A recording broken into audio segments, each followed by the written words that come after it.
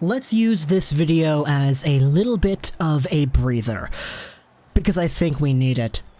We need it. We absolutely need a breather because the Montreal Canadiens have just survived 3 games against the Pittsburgh Penguins, and in fact, they're winning the series. Today is August 6th. It is Thursday. This video is being uploaded at 10 a.m. Pacific Standard Time, meaning that around this time, there's only one team that actually has already been eliminated at the very exact moment of this video's upload time, and that is the New York Rangers. Aside from this Montreal and Pittsburgh series, though, there are indeed a few other series that do have that 2-1 score. It's the Flames and the Jets with Calgary leading that one. It's the Islanders and the Panthers with the Islanders having the lead. Edmonton, Chicago has a Blackhawks lead off of a big unfortunate tip-in off of Ethan Bear. The Coyotes have won over the Predators, and then we have a few others that will be decided later today. The Vancouver Canucks and the Minnesota Wild, one of them, and the Maple Leafs Blue Jackets combo, the other.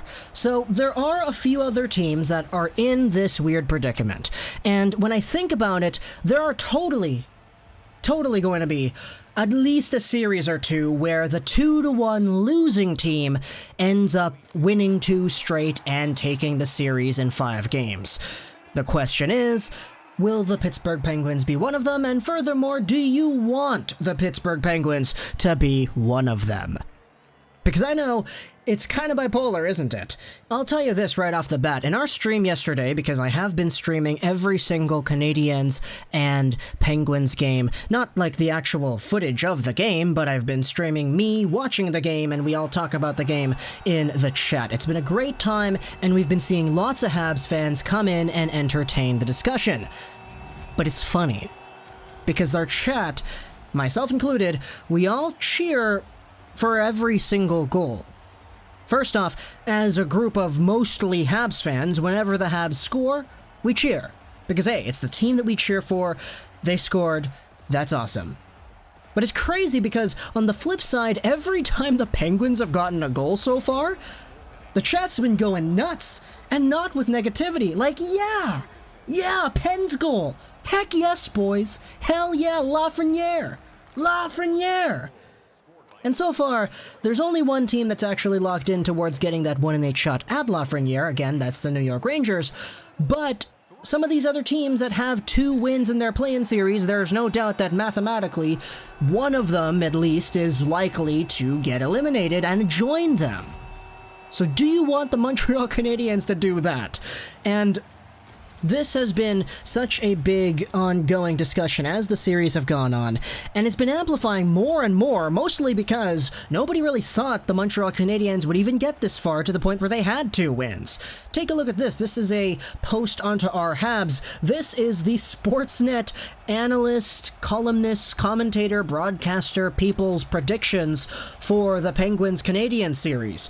Chris Johnston, Jeff Merrick, Eric Engels, Bourne, Fox, Carolyn Cameron, Dan Murphy, Sean Reynolds, Ian McIntyre, Mark Spector, Eric Francis, Sean McKenzie, Ken Wiebe, Christine Simpson, and Gord Stellick all said the Penguins would win in either 3 or 4 games.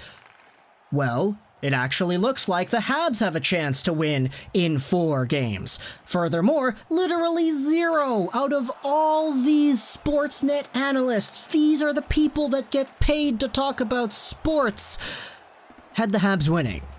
Kyle Bukauskas and Ryan Dixon had the Penguins winning in 5. Now, of course, this isn't a surprise. Everybody thought that the Penguins would just swoop, easy, steamroll right through Montreal. Or, excuse me, through the Canadiens, not through Montreal. They're in Toronto right now. And I was one of those people too. I said in my predictions video that the Habs would get swept. And I said that as a person who cheers for this team and who adores everything about this team. And we did speak about this on stream too, but on paper, it should have been like that.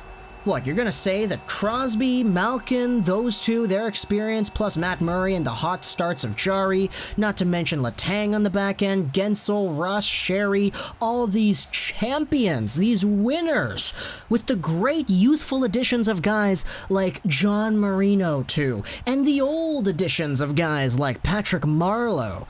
You're going to say that a Habs team that finished 8th last out of every single NHL team this past season, and who traded some very significant bottom 6 depth pieces, not to mention Ilya Kovalchuk, who was their hottest player at the time at the trade deadline, is going to beat Pittsburgh?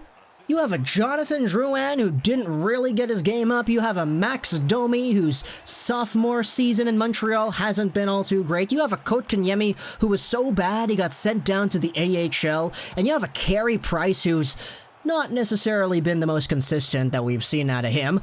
You have that team beating Sidney Crosby? And of course, everybody thought that. Everybody thought that. Everybody wrote off the Habs, and everybody said, okay, let's just pencil in Montreal into those slots, the 1-in-8 opportunity for getting the next French superstar, Alexis Lafrenière. But now, I ask you, the inner Habs fan watching this video, because the Habs are winning, do you want them to continue? I know there's going to be a very big pool of answers from different perspectives and different outcomes.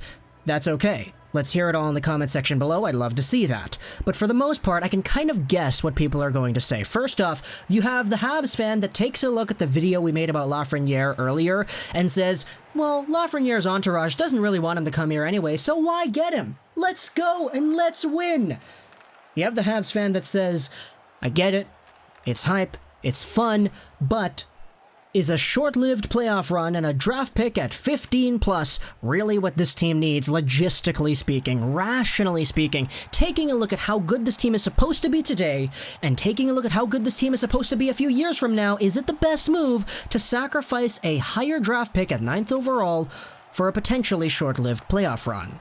That's the perspective that goes, you know what, Lego? I get it, it's fun, but I would rather see the Montreal Canadiens lose this series in 5. Because at the end of the day, a Lindros situation is not going to happen. No matter if Lafrenière gets drafted by Montreal or not, he is going to go where he is drafted. And we said that in our Lafrenière video a few days ago as well. You also have the other Habs fan who takes a look at this from the side of the opponent. Sure, I don't care what happens with the Habs, if they win or if they lose or whatever. But now that they're so close, the Pittsburgh Penguins now have that chance at getting Lafrenière. How do you feel about that? And because that idea is so prominent, and it was so, let's just face it, it was bound to be that a play-in series loser would get the first overall pick, just so we could have the dramatic talks that we're having right now.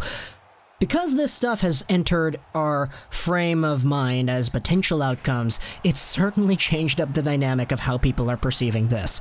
Even with the Blackhawks series, Edmonton lost Game 3 to go down 2-1 in the series because Ethan Bear tipped the puck in front of his own net with like a minute left.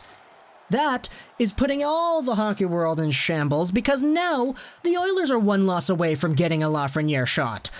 So why not go for the ultimate pandemonium and get probably Pittsburgh thrown in there too? But, of course, this is a video for you to tell me in the comments below what you think about this Habs team and what you actually want. Because for me personally, I don't even know what I want. I was saying it throughout the entire time in the streams. I can cheer for both teams because if Pittsburgh wins, there's that 1-8 Lafrenière shot for Montreal. If Montreal wins, then my goodness, the team I cheer for just won.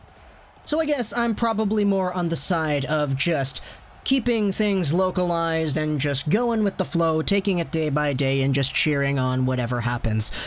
But the thing is, if the Montreal Canadiens win against the Penguins and they make the Stanley Cup Playoffs, I'm not watching this Habs team to go up and get swept by the Tampa Bay Lightning in round 1. I'm not gonna do that.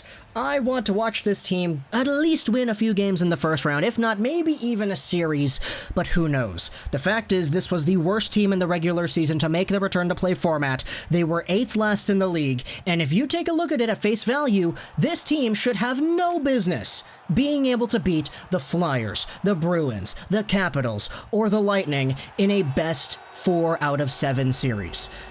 But hey, we said the same thing about Pittsburgh. every single person on Sportsnet who voted said the same thing about Pittsburgh, but now only 2 of them, with 2 games left at the most, have turned out to even have the possibilities of being correct. So talk to me in the comments below what you think about this series. I hope you enjoyed this video. So that's Trolls 99, and bye.